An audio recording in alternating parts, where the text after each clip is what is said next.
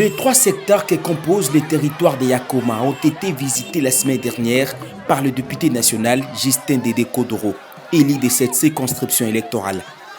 Un peu comme à l'entrée de Jésus-Christ au Jérusalem, il a bénéficié des accueils chaleureux partout où il est passé. Parti de la cité de Yakoma, en passant par les secteurs d'Abouzi et Wapinda, le coordonnateur des élus révolutionnaires de l'Union sacrée à l'Assemblée nationale a procédé à la remise de plusieurs biens de valeur et inauguré des édifices construits au bénéfice de ses électeurs par la structure qui porte son nom, la Génération des Kodoro, GDK. Par exemple, à Abouzi, le bâtiment administratif de ces secteurs en voie de disparition a été totalement réhabilité, équipé et remis au nom du chef de l'État aux bénéficiaires.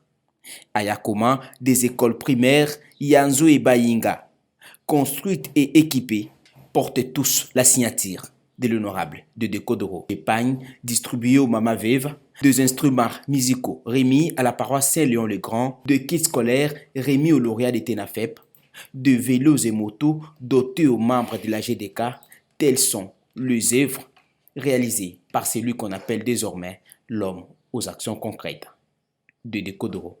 Faisant d'une pierre deux coups, cet élu de la circonscription électorale de Yakoma, en sa qualité de coordonnateur des députés révolutionnaires à la Chambre basse du Parlement, a profité de son séjour pour sensibiliser la population sur la vision de l'union sacrée incarnée par le président de la République, Félix-Antoine Tshisekedi Tshilombo. Une manière pour lui d'expliquer également le sens de son combat actuellement mené aux côtés du chef de l'État.